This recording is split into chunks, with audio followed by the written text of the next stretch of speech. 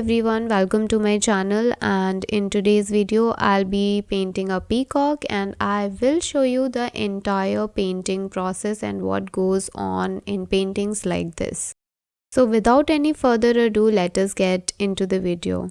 I am starting off on a canvas of size 10 by 10 inches, which is a square canvas, and I gessoed it with thick layers of gesso so that the surface is really smooth. The colors which I'm using are from Camel brand. The color palette contains ultramarine blue, burnt umber, cerulean blue, cadmium orange, cadmium red.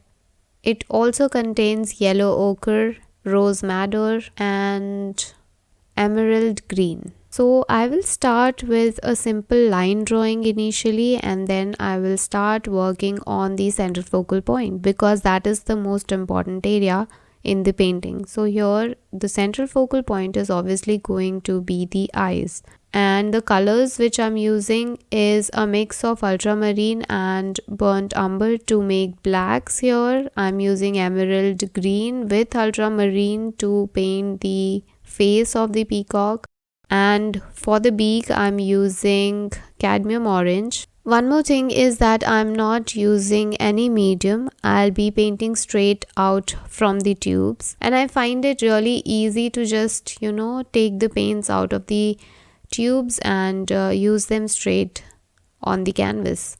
The brush that which I'm using here is a synthetic brush, and the size is I think 2.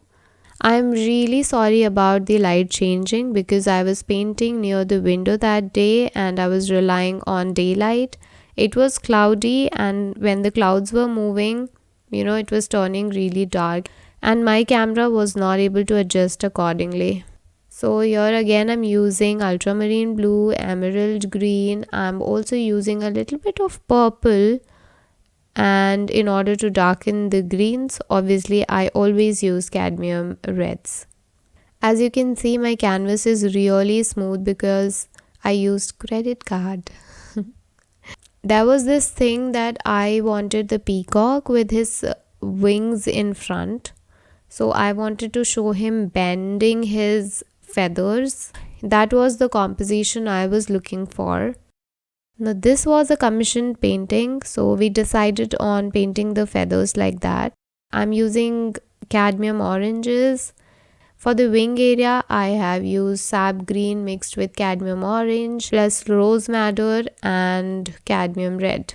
I have placed the flowers, but I was still not sure about the correct placements of the flowers because I was experimenting. The colors which I'm using for the flowers are some pink tones. So rose madder is one, then I have used cadmium orange, and I have used cadmium red.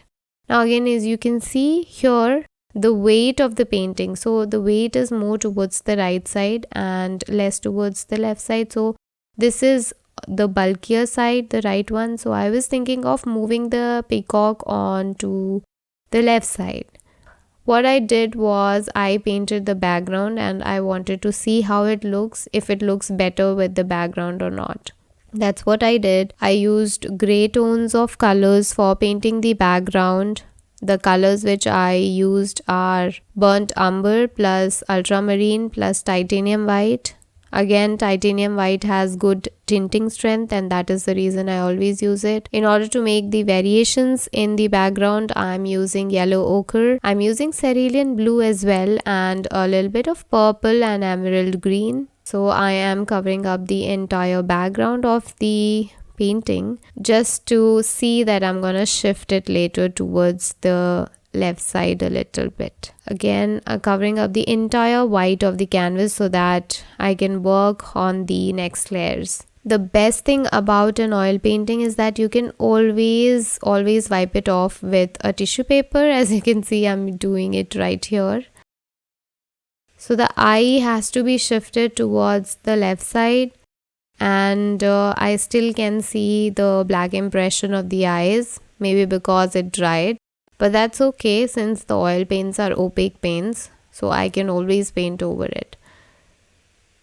The colors for eyes or for making black is always burnt umber and ultramarine for me. I'm using cadmium orange a little bit to put into the eyes, and that is the major go-to color for me to make my blacks. Emerald green is the one which I'm using here, mixed with a little bit of purple. Again, sorry about the lightning because it was turning really dark, as you can see. It will get better in a while. Oh my god, you can see some thunderstorms right there. Coming back to the feathers, I'm using sap green with lemon yellow, and for darker areas I'm using sap green with cadmium red and mauve color, which is a purple color. Petals of the feather, I don't know what it is called. So for the petals of the feather, I'm using cadmium orange and rose madder in order to harmonize the colors which I'm going to use for the flowers. I took the painting outside to finish it off with. You can see I have worked a little bit more on the flowers and the color compositions. I have added more of rose madder onto the neck areas. I have also shifted the weight of the painting towards the left side a little bit more, but what I was thinking is that I'm gonna fill the entire left area with more flowers so that it looks heavier on that side. For the rose, the colors which I'm using are rose madder, cadmium orange, cadmium red and mauve purple color. For the center area, I'm using yellow ochre mixed with titanium white. I am also using little bit of burnt sienna, but that is very rare because it is going to make the flower look muddy. So that is why I am avoiding that color. A little bit of cerulean blue was also used. I am painting the background of the flowers in order to make the flower more prominent. Just darkening the shadow areas in the flower petals. By this time, I have already come to my village, the countryside, and I started painting on the painting again. And another flower on the right side of the painting. I'm using a lot of titanium white. I'm using purple colors, and I'm trying to make the shape of the flower. I painted another flower under it and behind the peacock so that the peacocks shines out brighter, and also the background doesn't look that empty, as well as to harmonize all the colors which I have used in the painting. First, I was very concerned about the color palette because I was using totally different colors. Now when you look at it, you can see I'm using blues, sap greens, and along with that I'm using pinks, which are the opposite of all these colors, so the contrast is going to be a lot. I harmonized all the colors by mixing and putting a little bit of those colors in all the areas of the painting. So in that way, if you're using two different colors which are contrasting each other, you can always dull down one color in order to make the painting more harmonized. Now the flower that you see here, it's a flower bud. And when I was painting it, I was thinking that I'm making the background too much congested or with little air or little space.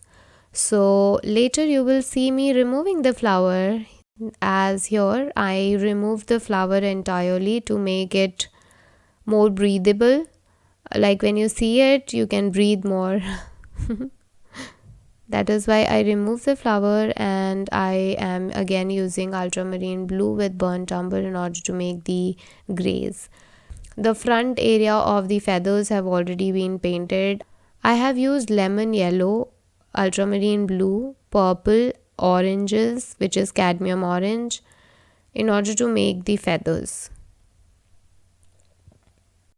But later I had to put a little bit of pink also, pink which is our rose madder color. So I have put rose madder as well in the feathers. Now painting the leaves of the peonies. These are not roses, these are peonies, and peonies have different leaves structure. So that is what I'm doing here, and I am fully satisfied with the composition. I think it is looking better than before. So that is why I decided not to change anything in the painting.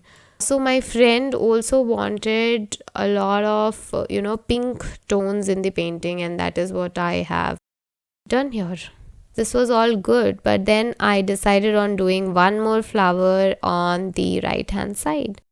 Now for the leaves, I'm using sap greens, yellow ochre, I'm using lemon yellow as well, I'm using purples. You can mix it all up and use all the colors you want. Now here what I do is I will paint some sparkles near the head of the peacock, which I did not like, so I will remove all the sparkles. See here, how do you paint sparkles is by using cerulean blue with titanium white, and then put a dot, blur it out, and then you put even more white into the cerulean blue so that it looks white, really white, and then put a dot in the center, and yes, you have created a sparkle right there. But I was not happy with the sparkles, so I'm gonna remove all the sparkles. Yeah, so this is what it is, and I have to varnish the painting. You can see that I will be varnishing thick layers of varnishes because I want the painting to be really shiny. I'll be emptying the entire bottle. I'm just spraying a lot of spray. That means I want really thick layers of varnish on my painting. The varnish contains turpentine because I can smell it. So always remember to open the windows while you're varnishing the painting. I will call this painting done, and I will tell you one more thing, that I forgot to take the final shots of the painting. Yes, I am really sorry about that. I mean, how can anyone forget to take the final shots? But yes, I did. So this is the only shot I had of the painting. But yes, I luckily have good photos of the painting which I'll be sharing. Again, thank you so much for watching the video. If you guys have any questions, let me know. If you want to know about packaging the work or shipping, that also you comment down in the comment section, and I will make another video on that. Thank you so much for your patience. I have not posted anything in 2 weeks together. It's because I was traveling and I had a lot of things on my plate to do.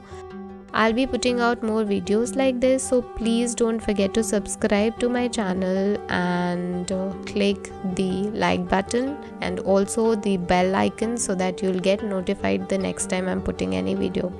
Thanks for watching, and I will see you in my next video. Bye guys, bye.